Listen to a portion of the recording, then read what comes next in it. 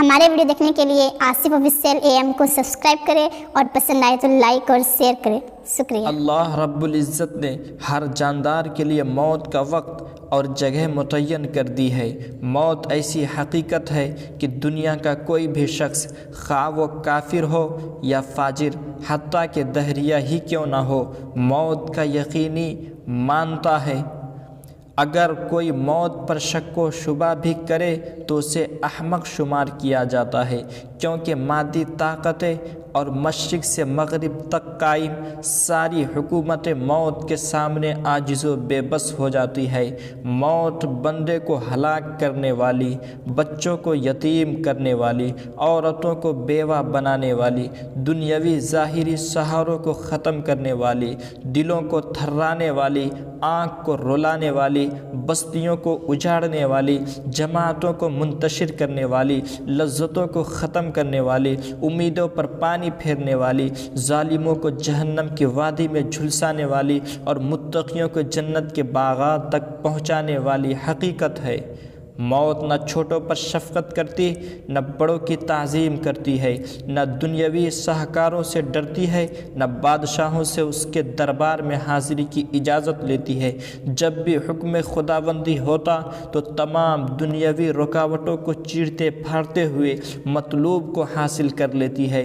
موت نہ نیک صالح لوگوں پر رحم کھاتی ہے، نہ ظالموں کو بخشتی ہے۔ اللہ کے راستے میں جہاد کرنے والوں کو بھی موت اپنے گلے لگا لیتی ہے، اور گھر بیٹھنے والے کو بھی موت نہیں چھوڑتی۔ اخروی ابدی زندگی کو دنیاوی فانی زندگی پر ترجیح دینے والے بھی موت کے آغوش میں سو جاتے ہیں۔ دنیا کے دیوانے کو بھی موت اپنا لقمہ بنا لیتی ہے۔ موت آنے کے بعد آنکھ دیکھ نہیں سکتی، زبان بول نہیں سکتی، کان سن نہیں سکتے، ہاتھ پاؤں کام نہیں کرتے۔ موت نام ہے روح کا بدن سے تعلق ختم ہونے کا اور انسان کا دار فانی سے دار بقا کی طرف کوچ کرنے کا۔ ترقی یافتہ سائنس بھی روح کو سمجھنے سے قاصر ہے، حالانکہ اللہ تعالیٰ نے قرآن کریم میں واضح طور پر یہ اعلان فرمایا کہ روح صرف اللہ کے حکم ہے۔ موت پر انسان کے اعمال کا رجسٹر بند کر دیا جاتا ہے۔ موت پر توبہ کا دروازہ بند اور جزا و سزا کا وقت شروع ہو جاتا۔ حضور اکرم صلی اللہ تعالیٰ علیہ وسلم نے ارشاد فرمایا، اللہ تعالیٰ بندے کی توبہ قبول کرتا ہے یہاں تک کہ اس کا آخری وقت آ جائے۔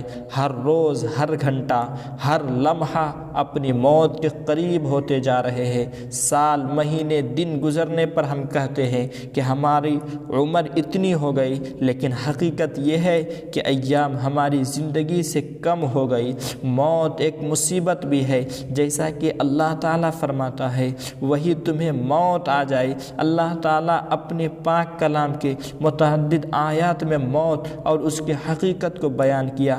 فرمان الہی ہے، ہر جاندار کو موت کا مزہ چکھنا ہے، اور تم سب کو تمہارے اعمال کے پورے بدلے قیامت ہی کے دن ملیں گے۔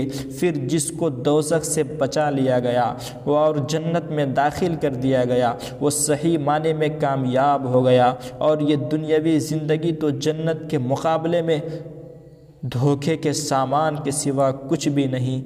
اس آیت میں اللہ تعالیٰ نے انسانوں کی کامیابی کا معیار ذکر کیا ہے کہ اس حال میں ہماری موت آئے کہ ہمارے لیے جہنم سے چھٹکارا اور دخول جنت کا فیصلہ ہو چکا۔ اس زمین میں جو کوئی ہے فنا ہونے والا ہے، صرف اللہ سبحانہ و تعالیٰ کی ذات باقی رہے گی۔ ہر چیز فنا ہونے والی ہے سوائے اللہ کے ذات کی۔ اللہ کے ذات کی حکومت اسی کی ہے اور اسی کے طرف تمہیں لوٹ کر جانا ہے۔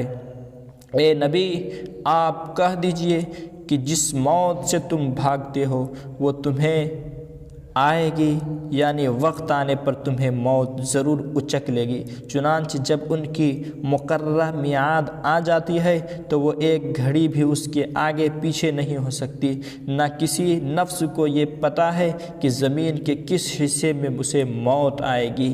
جب موت آنی یقینی ہے تو اے میرے قوم کے لوگوں، موت کی تیاری ہم کریں، اپنے رب کی طرف رجوع کریں، اپنے رب